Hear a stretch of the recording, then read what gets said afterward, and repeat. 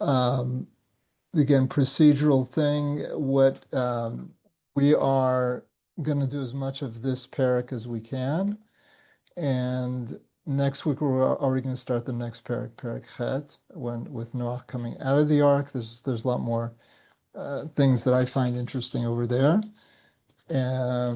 It gets a little technical in the rest of Perek Zayin, not too much, but with the dates, which there's a lot of discussion in the Gemara and some of the Mefarshim as well. But we're going to skip that. You're welcome, and you're invited to cover it on your own, so you can make your own siyum. Feel the accomplishment of doing the whole parsha, which is a nice thing. But there's not enough classes to cover the whole thing. So that's what we're going to do. Okay, so we're on Perek Zayin, and we will start with Pasuk Aleph. It's a good place to start. V'yomer Adonai leNoach bo ata v'kol beitcha lateva ki otcha ra'iti tzadik lefanai b'dor hazeh. Okay, and right away, Rashi says ra'iti tzadik lo nemar tzadik tamim. So Rashi tells you by way of this statement, he's telling you what's bothering him. Anybody want to fill in what is bothering Rashi here?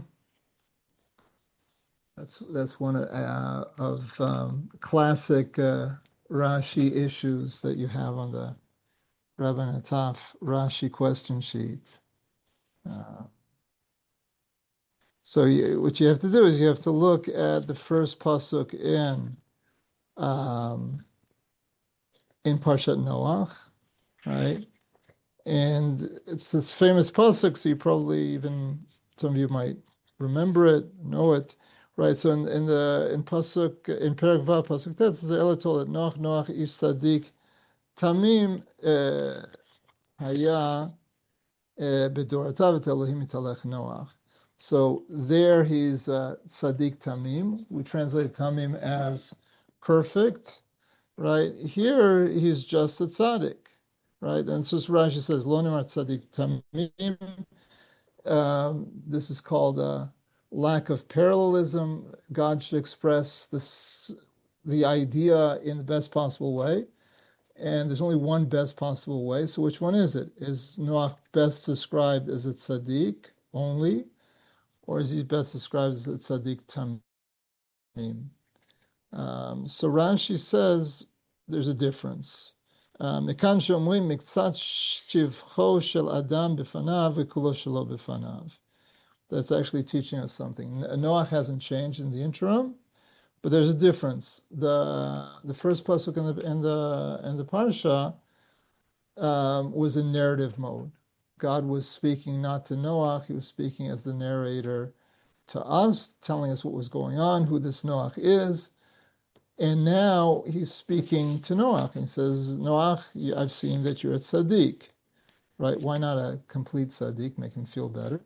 So we see that that's not what you do, that you don't, we learn from God, right, that you shouldn't say a complete praise of person in front of him, right? It's not good for that person, right? The more, I mean, they speak about tzaddikim that really don't like praise.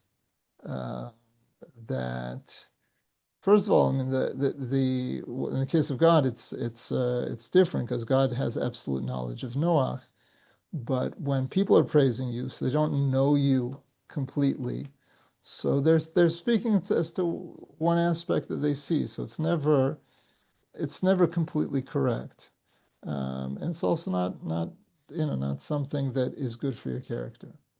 So that is why when you do, besides the issue of, I mean, some of you might know with there's an issue of lashon hara. If you speak in front of someone who is critical or doesn't like the person, and you say praise about the other person, and you're concerned that it's going to elicit a response, so you shouldn't say praise at all in front of praise of person Y in front of person X at all. But even when that's not the case, even when the only issue is the person in front of you, you should not say everything. You should not say everything so that they doesn't boost their ego in an unhealthy way. So, pasuk bet. Pasuk bet.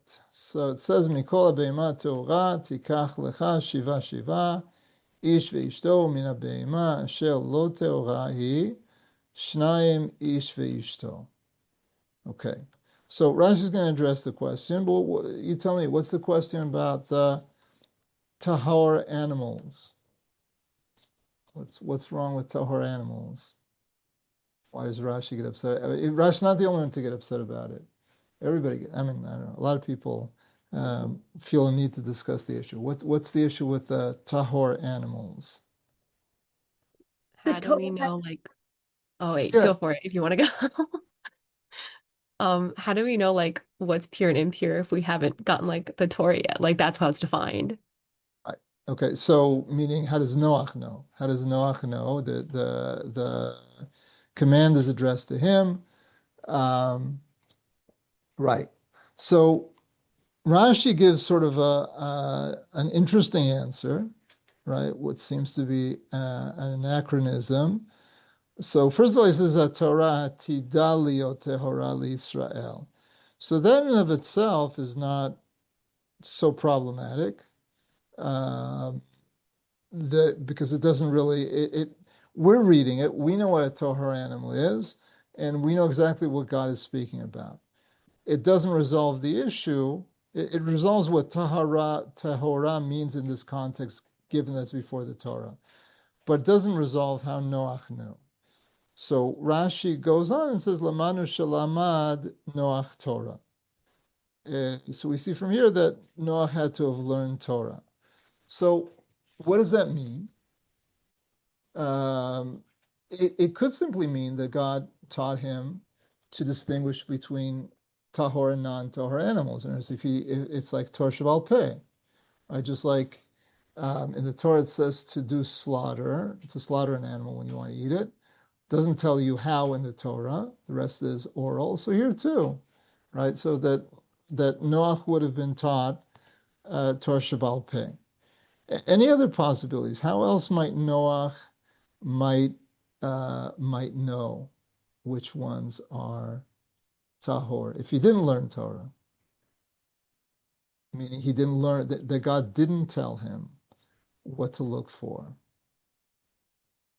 I mean, the truth is, it's really hard to see any other way because it says tikach lecha, right? Later on, we can see it's not so clear that he had to do any of the taking. Perhaps he did, perhaps he didn't. If he does, then he's going to need to know. It suggests, the Radak suggests that maybe all the animals came to him, right? He didn't have to uh, know which ones they are. It happened to be that just like couples came to him, so too did um, the ones that came in 14s, 7 pairs. Now, there's another problem that Rashi, one second. Yeah, Rashi deals with it here also, and that is why so many of the kosher animals, right? Now, what Rashi is going to say, God doesn't say, meaning the Torah doesn't say. So Shiva Shiva was Rashi say Kedei Shiakriv Mehem Korban B'Tseito, right? The idea was that Avram would need to sacrifice from these in the future when he leaves, right? Incidentally, if you want to jump to where that happens, uh, that's pasuk chet, pasuk chaf. It says over there, "V'yiven Noach mizbeach ladonai v'yikach mikol habeima hateora mikol ha'of hatahor v'yal olot b'mizbeach." So it says over there that he takes from all of the different types of tahor species and makes sacrifices, and God approves. Right? It's all good. It doesn't say that he took every extra animal. So it's not 100% clear, um, A, whether Noach used all of those animals, B, whether that was something that he was actually expected to do, or simply it was a spontaneous decision on his part. Um,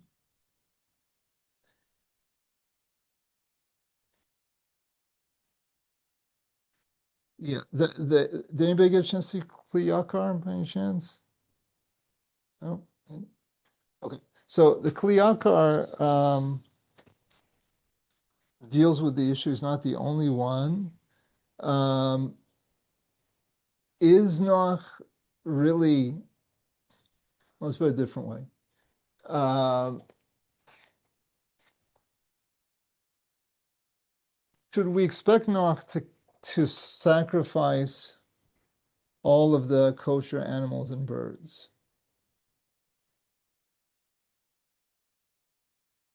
I mean, from Rashi, it sounds like we should, but there's a problem with that. And what's he gonna eat? Okay, that is true, but you can answer that. What's he going to eat? He's going to eat what he's been eating all along, which is plant life, right? There seems to be plant life around. Um, we're still not clear what's going with the fish, but presumably fish survived, and there's that. Um, Moreover, like I said before, the sacrifice is not clear that when my question now is not the quantities, but rather would he be expected to sacrifice from each species, meaning turkeys? Did Noach sacrifice turkeys? Well, we just saw he did, right? It says he sacrificed from every type, right? Did he sacrifice? Um, uh, Giraffes. yeah, giraffes. Good, exactly, right? So and the answer is that he does. Now, why does that bother us? Why not? Why not just sacrifice all these animals? Chickens also, by the way. Why not? So the issue is that in the Torah we don't see them being sacrificed. In other words, the Kliyakar's position is if these animals should be sacrificed or can be sacrificed, then why does the Torah not allow for it? Right? Later on, when we have the laws of sacrifice, in fact, the Torah specifically speaks about ketzvi uka'ayal, that the tzvi, right, is an animal that you don't sacrifice, and you can eat it sometimes with with holy sacrificial animals that are shlamim, and sometimes not. But in other words, it's not every animal that's kosher, that's tahor, that seems to be meant to be sacrificed. So ultimately, it's speculation, right? We're dealing with Bnei Noach. The laws of Bnei Noach don't have to be the exact same thing as the Torah, but the Kli Yakar is very concerned about that. He believes, and I don't think he's the only one, that in fact uh, Noach did not need to sacrifice all these different animals. The fact that it was appealing to God was because the proper animals that he sacrificed, and everything else, says the Kli Yakar, was like so much flesh. It was like really didn't add anything. Now the Or Chaim deals with a different issue, and that issue is, I mean, the Or Chaim speaks about it now, but obviously it's more relevant later on. The Or Chaim focuses on the word tikach lecha, right? Because really, it should just be tikach shiva shiva, right? So tikach lecha on a pshat level probably means gather for yourself, gather to yourself. But it could have been just said tikach shiva, right? So what's lecha? So the Or Chaim, it deals with the issue: who allowed Noach to make sacrifices, right? What was the point of having the animals around? The point of having the animals around, so far, all we've seen, and really throughout the story, the only reason we've seen to keep the animals is so that there will be life in the future, to preserve all of these species, right? So what gives him the right? Says the Or Chaim, what gives him the right is the word lecha, right? And as a result, says the Or Chaim, that really Noah had the choice to do whatever he wanted. He could sacrifice, or he could just hold on to them for himself and eat them, right? So it's there's a lot of unclarity. As we've spoken about Noach being a big, grandiose story, that as opposed to when we get further along in the Torah with the Avot and especially with Klal Yisrael, that a lot more of the details are clarified for us. Here we're dealing with big stories with a lot of gaps that ultimately we have to somewhat speculate about and try to figure out based on the clues that we do have here. Okay. Any comments, questions? Okay. What's interesting also, by the way, just something that came to mind, is why 7, right? So we know 7's a big number, et cetera, et cetera. And oftentimes when you have the number 7, it's really 6 and 1, right? So here too, it's 6 and 1. It's 6 pairs and 1 pair, right? So 6 pair are extra for korbanot, presumably, according to Rashi, anyway. And 1 main pair to preserve the species. Just like you have during the week, you have 6 days, and you have the 7th being the Shabbat, so you can see the animals in that sense also. So, okay. Pasuk Gimel, Gam me'ov hashamayim shiva shiva zachar nekeva lachiyot zera al pnei kol haaretz. So also from the birds of the sky, 7, 7. Male and female, to preserve the seed or the offspring over all the face of the earth, right? So Rashi says something which doesn't have to be obvious, but it almost would otherwise defy any sort of explanation. Rashi says, "B'tehorim hakatuv medaber v'lamad satum min hamefurash." That it's talking, when it says 7, we're talking about the kosher animals, right? The tahor animals, tahor birds in this case, right? Even though it doesn't say that, right? In other words,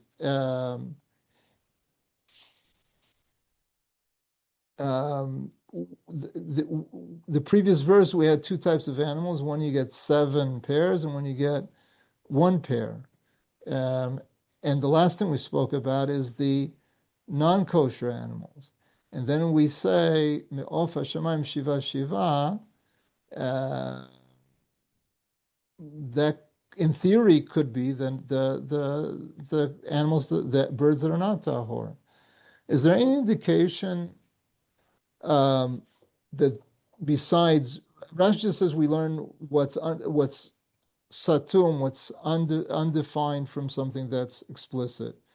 But is there any word in this verse that might help us, lean us in that direction?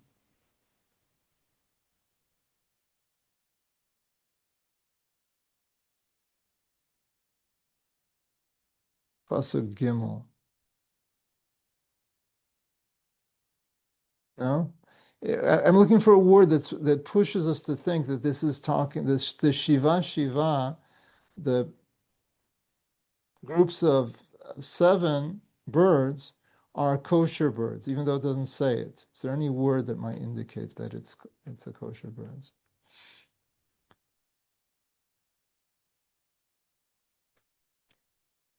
So I think the word gam, right, also, right, also, which doesn't have to, right, could just be the conjunction, like ve mehaof.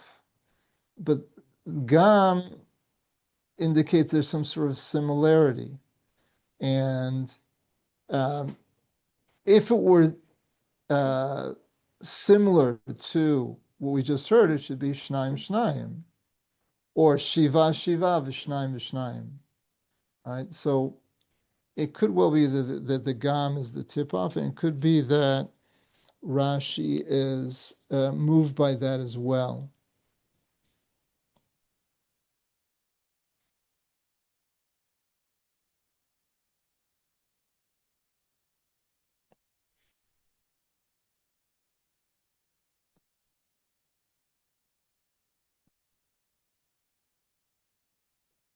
Okay.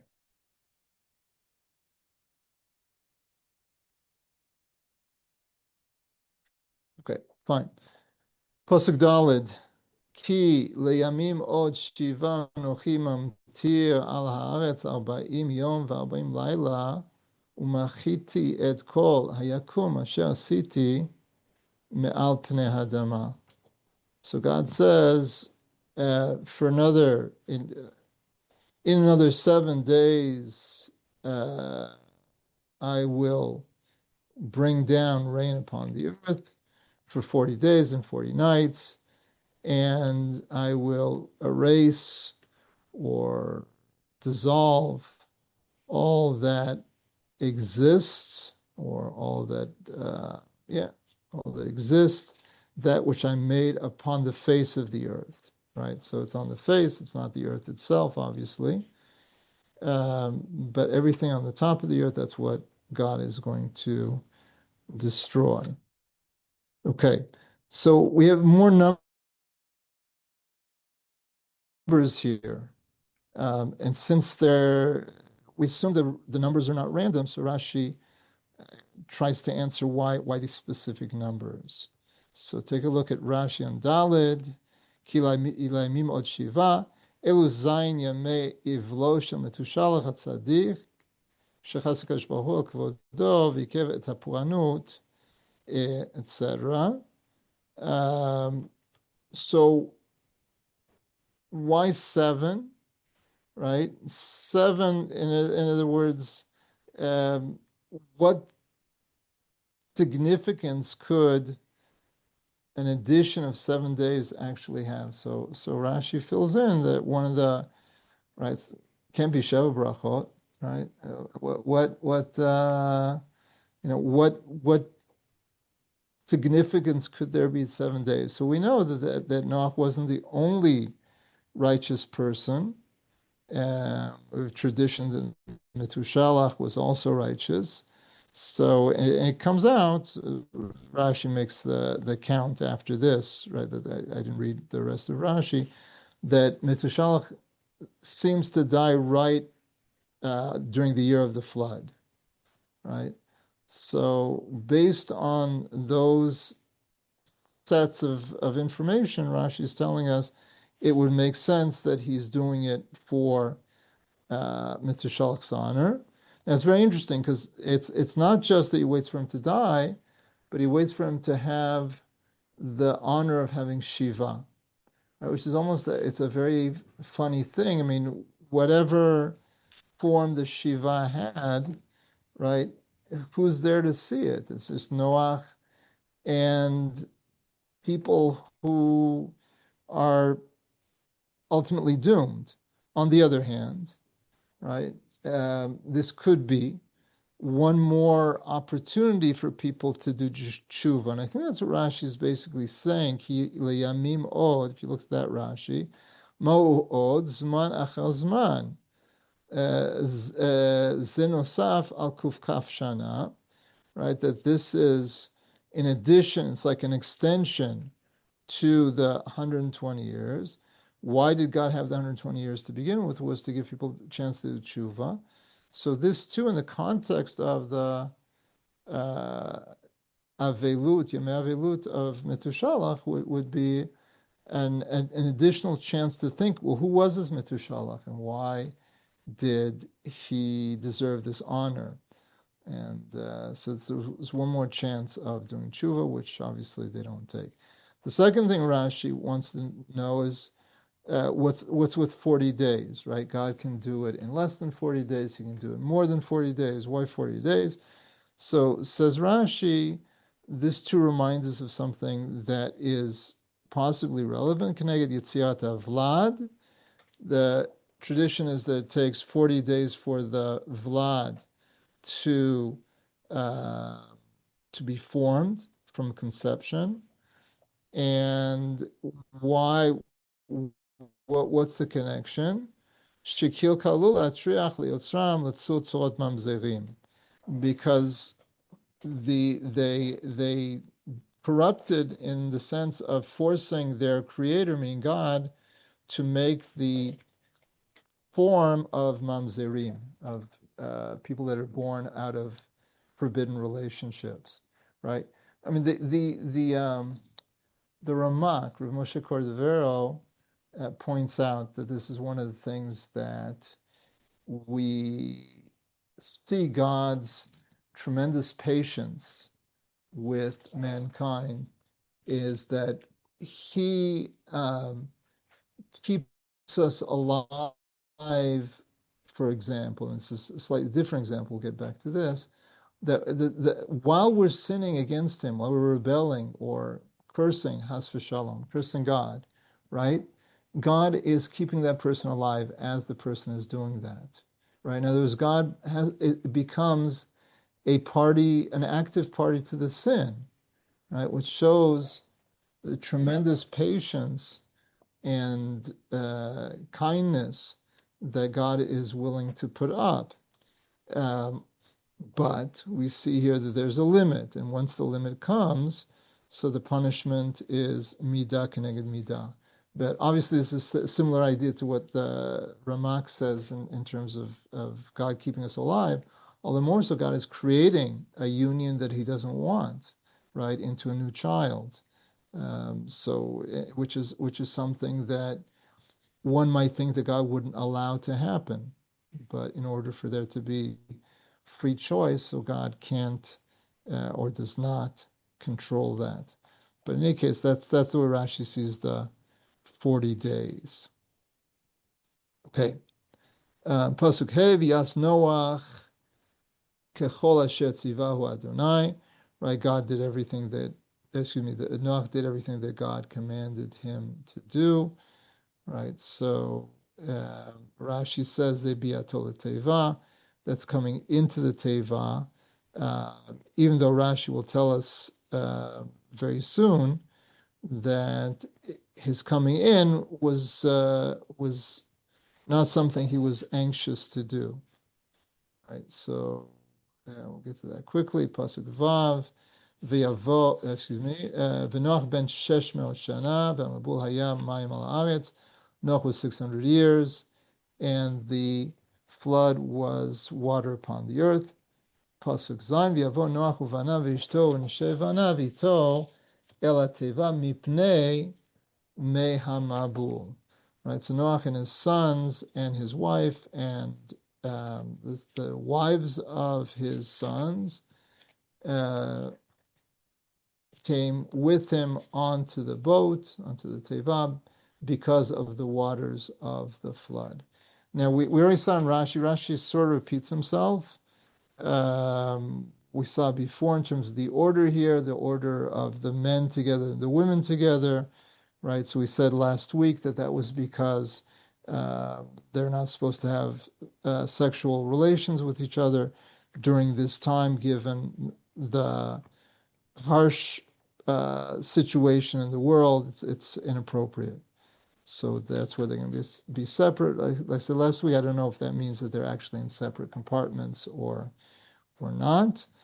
But I'm more interested in the second Rashi, Mipnei Mea Mabul. This fairly famous Rashi, right, which is presumably that this phrase is not really necessary. Mipnei Mea Mabul. V'yavo Noach uvanav v'ishto we already know there's water, and we know that that's why they're going in.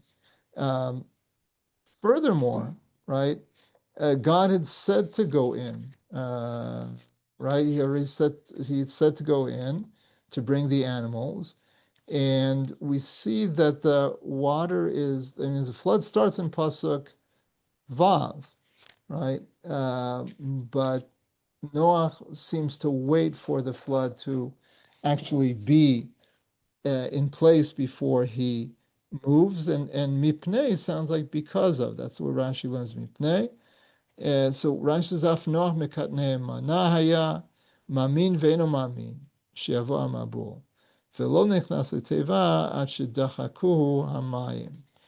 Right. So everybody else didn't believe, but even Noach, says Rashi, was partially believing, but partially disbelieving that the Mabul would come. He wanted to see it to be sure, right? It's a different level of faith than we'll see with Avram Avinu and last week's parsha and next week's parsha, where even though it goes against his rationality and his logic, he does it as soon as God asks him to do it. That's the idea of Yashkem Avraham Baboker, right? That he gets up at the earliest possible time, right? With Noach, you see that it's not that. Now, even though Noach may not have had anything to go on, the idea of waiting for the punishment to happen really is not so far-fetched, right? What justifications? Is there any justification Noach might have had to wait and see?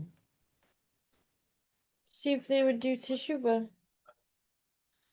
Yeah, good. So the when God gives a decree, again, this is the first time we've seen such a thing, but we know from the rest of history that when God gives a decree, like Nineveh, for example, which is very similar, right? The story of Yonah, when God makes a decree, the ideal is that he doesn't fulfill it, right? God would prefer not to fulfill it. He wants the people to do tshuva.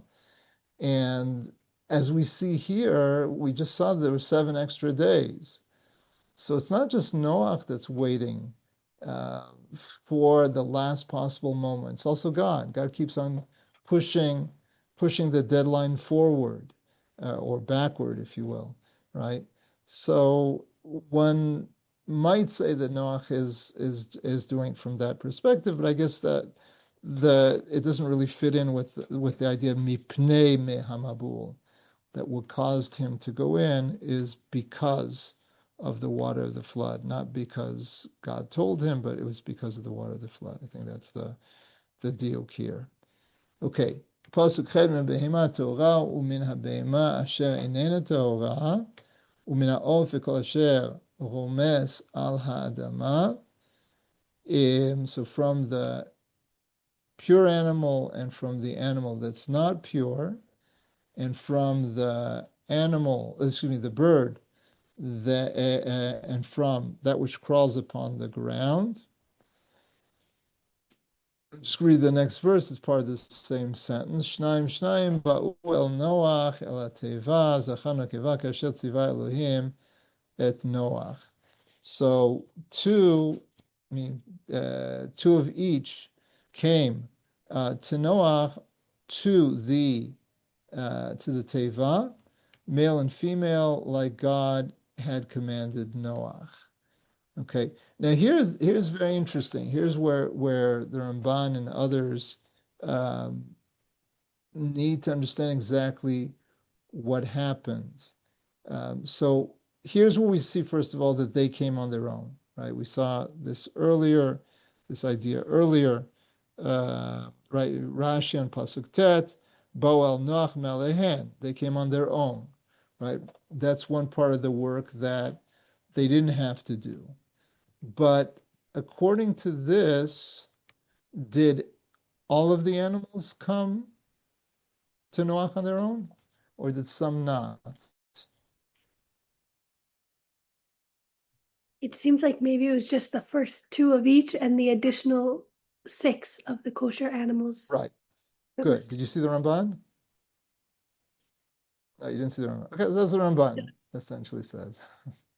We Okay, actually heard someone discuss that the sacrificial animals Noah had to catch on his own, so that like he would get the full merit for bringing sacrifices. right. So essentially, what the Ramban says that as well, right?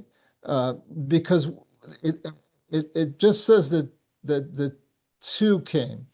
The problem with that, and by the way, the Radak I think is going to say differently. Uh, some Evan Ezra, someone says differently. Um, so so where were the sacrificial animals in this story? Do you see them anywhere? Right. Noach went on the boat, and the animals, the pairs went on the boat. Where are the sacrificial animals? Anybody see them anywhere? They're hiding. Like, where are they? Aren't they the 6 pairs of kosher? But where do you see them? Where do you see them being described in this story? This part of the story when they're going on the boat. It says Shnaim Shnaim, right?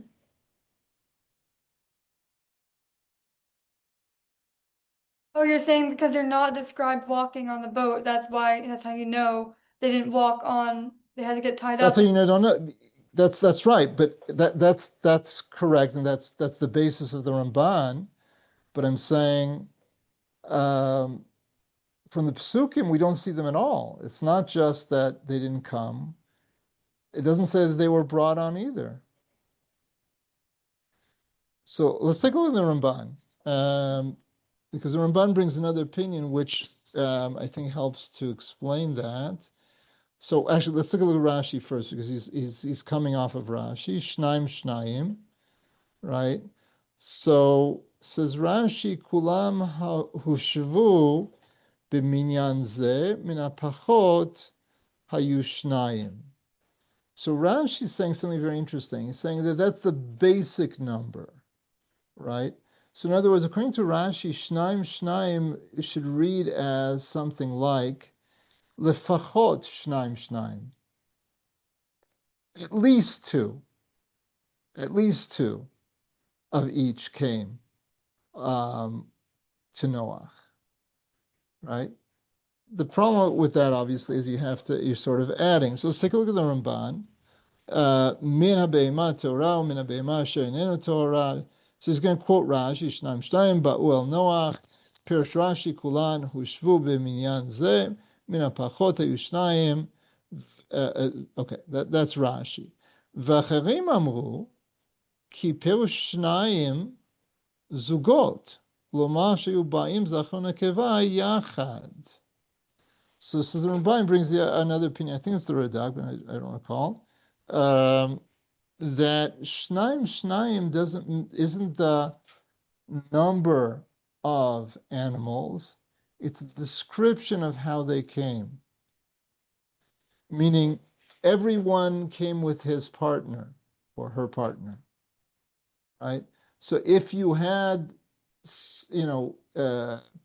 two, you had the mice coming, so there was Shnaim. They came Shnaim of them, and then the pigs came Shnaim, right? With the goats, so there was one Shnaim goat, then a second Shnaim goat, and a third Shnaim goat, and a whole 7 series of these Shnaim, right? So that would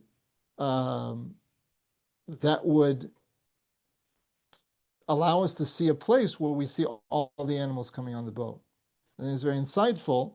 Once you say that, however, then there seems to be no difference between Ba'u and Hevi, right? In other words, we're saying up to now, and the Ramban is actually going to say it, is that there's a difference between those that came on their own, which were the minimum 2, and the other ones which Noach actually brought, which are the ones that have more than 2. So let's continue in the Ramban. Right, okay. Ve'al dati shechen haya, and the Ramban says that is true. I agree with that they all came in pairs of two, sheba'u mikulam shnaim zachar nekeva matzmam. So he says it's true that they all came on their own, male and female. However, says the Ramban, v'noach hosif lavi min ha'teorim shisha zugot. So says the Ramban, even though the meaning is just pair by pair, it does not necessarily mean that everyone came on their own accord, but rather, הוסיף להביא מן הטהורים שישה זוגות. Noach added 6 more pairs from each of the kosher animals. כי הבאים להינצל באו מעצמם. So he gives a very interesting reasoning, even though I don't see it as rooted in the text, unless someone can help me with this. But the Ramban says the idea is that the ones that are going to be saved are coming on their own, right? In other words, it fits that they need to earn their keep. They're coming to be saved. Noah's doing them a favor. Vasher letzorach korban tarach b'mitzvah kichen nomar lo. But as far as the ones that are going to be brought for a korban, so Noah had to work for that mitzvah because that was what was told to him. Now, again, I don't know that that was told to him any more than the other animals, right? What's Ramban? Ramban seems to be referring back to Pasuk Bet, right, where God says, take 7 of the tahor ones, but also take 2 of the non-tahor ones, right? So it's hard for me to see the base. It makes a lot of sense logically, but in the text, I don't see the basis for what the Ramban is saying, that Noach brought them. I don't know. Can anybody help me with that? I really don't know. I'd love someone to help me. No? Okay. Homework for next time. We can ask around. But only good answers. If someone gives you a bad answer, don't repeat it. My wife said that's not nice, but I don't know. I don't like bad answers. You guys always come up with good answers, so you're good. But some of these rabbis they give you anyway. So sorry, what? Would it be that like because he says Ka'asher Tziva Hashem and Hashem had commanded him to actually take them, so like maybe Yeah, but when did what's that referring to? Isn't that referring to Pasuk Bet? yeah, I guess And so. they're both both types are commanded. So I mean, I'll have to look at the Ramban more carefully afterwards. I mean, I'll do some homework also. We'll all try to figure it out. I mean, it's a beautiful idea, right? I think Cook gives a similar idea as to why we cover the blood of wild animals, like deer that we kill and birds. And he says that with regular, like goats and cows, we don't cover their blood because they owe us something, very similar to what's going on here in the Ramban, right? We take care of them, we feed them, we house them, so they owe us something. It's not a total injustice when we kill them, right? But when it comes with birds, I mean, again, that's before the agro industry with chickens, but when it comes with generally when it was with birds, and certainly with animals like deer, they don't owe us anything. So it's a total injustice, and therefore the covering of the blood is to sort of ease the pain and the shame that's involved in killing such animals. So again, the logic is very nice, but as far as the text is concerned, I mean, yeah, I don't. I don't see it. But okay, anyway, so we won't get stuck on it. We'll keep that as an open question for homework and further thought.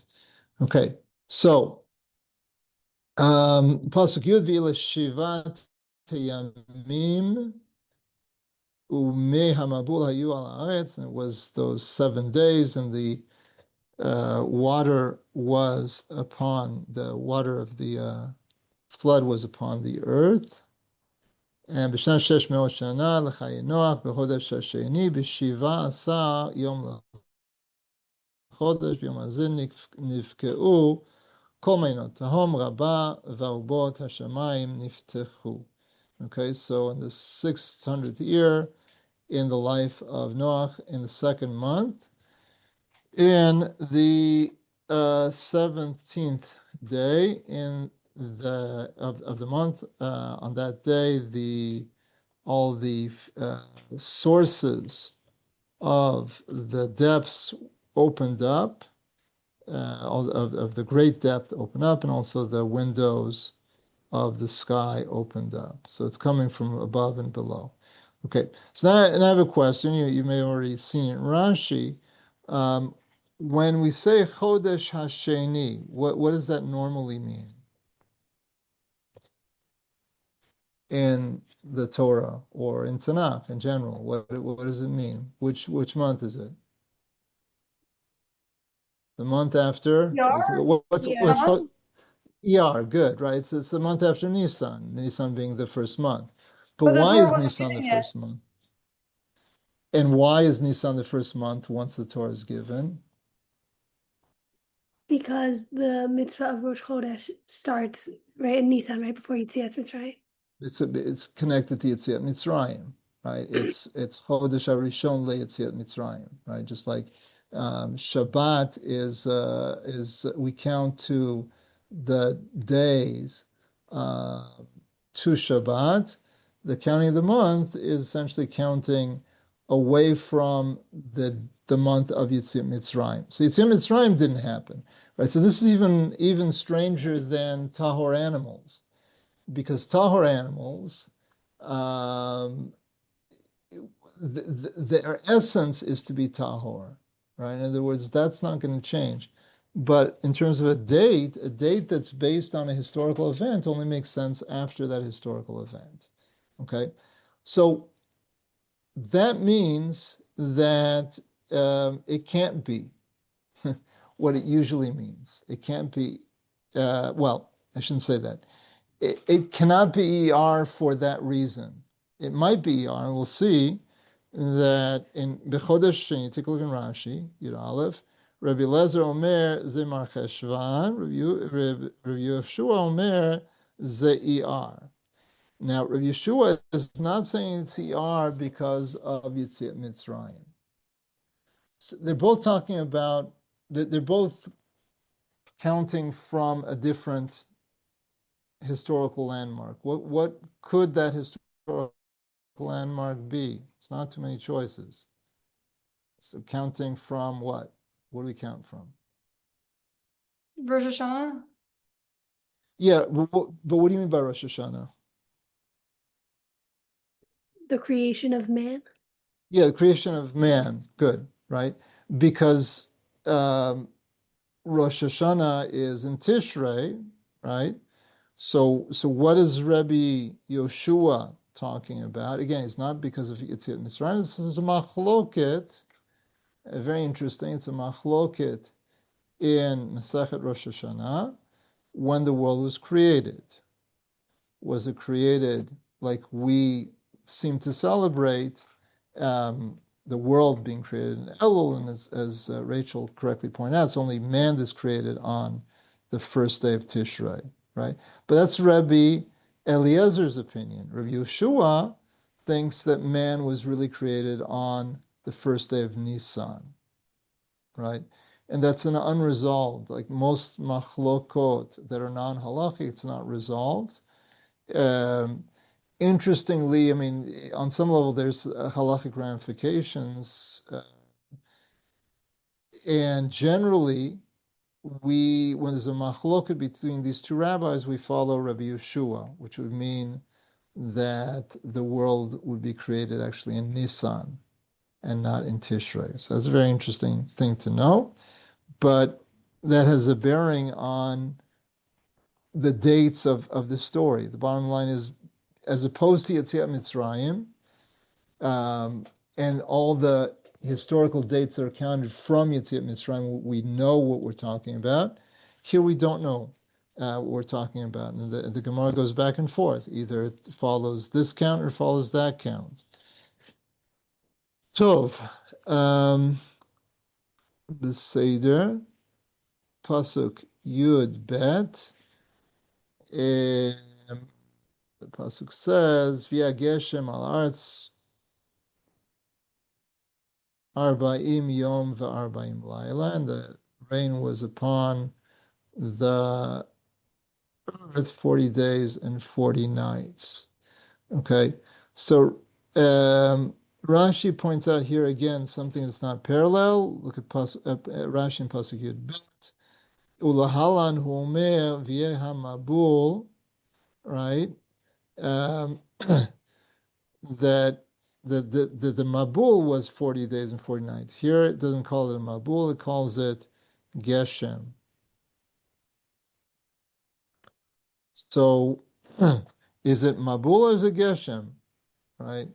So Rashi's answer to that is Elekshe horidan berachamim im yachzeru geshmei bracha u'shelo chazru yu Mabul. Right, so Rashi says that this one deadline after another also occurred with the Mabul itself. The Mabul, the flood wasn't initially anything more than rain, right? And if they had their one last chance to do tshuva, if they did it, it would have turned into a bracha, which is very interesting, right? Sort of like the idea that a person's sins turn into mitzvot if zchuyot, merits if you do tshuva from ahava. That's what the Gemara says. So here too, the actual source of the punishment, it's not just that God doesn't do it, like with Nineveh and the story of Yonah, that God doesn't punish, but here it goes even further. That God turns the punishment, the vehicle of punishment, into a vehicle of bracha, right? Which is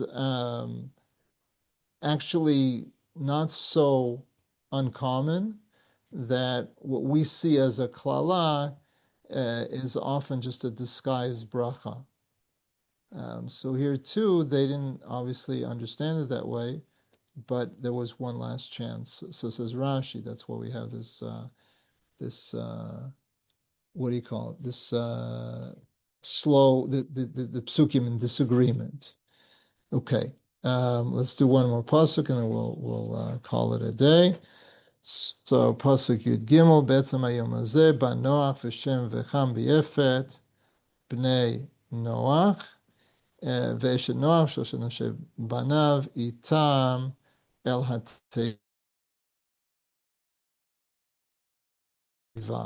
So on that very day, Noach and Shem, Cham, and Yafet, the sons of Noach, and the wife of Noach, and the three wives of his sons with them came with them. Sorry, into the ark, into the teva, right? So here too we have the same order. This is the order we'll see throughout, except for one exception. When they get out, we'll see that either next week or the week after. Well, probably not next week, probably the week after. And obviously, what does in that very day add? So take a quick look at Rashi. Lamdecha katuv shehu bnei doro omrim ilu anu roim oto nechnas leteva anu sheovrim ota vehogin oto. So the people of his generation said, we're not going to let it happen. If we see him going into the ark, so we will break it and kill him. Amar Kadosh Baruch Hu, ani machniso le'enei kulam v'nireh davar miyakum. Right, so God says, I'm going to bring him in front of everybody, and we'll see whose words will stand, right? Be'etzem, in that very day, is understood not so much just to emphasize that it's that exact day, but really in the middle of the day. That's really what we is often understood, as opposed to in the middle of the night, right? There's two ways of doing these type of things: either to sneak by everybody when nobody's looking, right? Or to do it in front of everybody. The same idea with Yetziat Mitzrayim, right? In other words, bad people say, we're in charge, and God wants, one of the ways God shows his power is by doing it in broad daylight, so to speak, and doing whatever he wants in broad daylight, showing people that it's not in their power to stop him. Okay. The Seder. I think we'll stop here. Any questions, comments? Can I suggest something, Pasuk Yeah, Bet? yeah, please. Yeah. Oh, Ramban? good. I'm Yeah. not sure. I'm not sure, but in looking back on the structure of the pasuk, it says Mikol ha'behema hatehora tikach lecha shiva shiva ish ve'ishto. Seems like that's like an isolated command, and then Amin ha'behema asher lo tehora just says he shnayim ish ve'ishto. So it could just be like there were or there are Yeah, yeah, two of yeah. each, but like tikach lecha doesn't. The phrase could end on ish ve'ishto at Right. machta. I hear No? it. Yeah, yeah, yeah. So I appreciate that. I thought of that. I'm not convinced, but it's a good observation. So I'm glad you made it. It's good that you saw that. Um, One of the reasons I'm not convinced by it is that, according to that, that would also be true of Pasuk Gimel, right? Because there's no tikach. Tikach is really is the verb um, for both of those sentences. So it appears that it's really going. I mean, I was teaching my students today that a sentence needs a subject and a predicate, and predicate has to have a verb. So otherwise, it's just dangling. So it's a good try, and it could be what you could say. Certainly, if you're Rashi, what you could say is that. No, never mind. I'm not going to say it. But yeah, it's a good try. I'm not sure that it works, but earlier we saw. No, it doesn't make a difference. Second. Yeah, I think that actually there is. Yeah, so there actually is. There's a better place. And that's Perek Vav Pasuk Chav. So even though in this Perek, I think that Noach is asked to take everything, both the twos and the sevens. Nevertheless, in the previous parak, it says "Me'of lemineu min habehema lemineu mikol." I'm sorry. Yeah, "Me'of lemineu min habehema lemina mikol remes adama lemineu shnayim mikol yavo elech alachiot." So there, it's foreshadowing that even though God is commanding him now to take everyone, that the twos will come to him on their own, whereas it doesn't say anything about the seven. So it could be that that is where the Ramban is basing himself upon. Uh,